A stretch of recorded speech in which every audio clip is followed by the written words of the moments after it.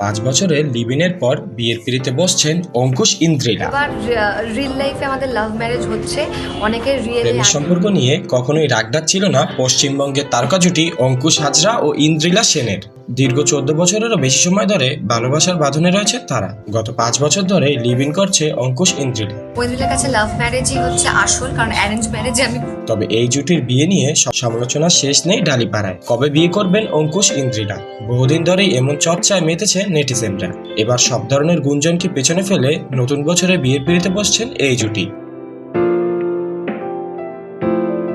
সামাজিক যোগাযোগ মাধ্যমে বিয়ের ঘোষণা দিলেন ইন্দ্রিলা। ইতিমধ্যেই তারা বিয়ের কেনাকাটা শুরু করেছেন বলে জানান অভিনেত্রী।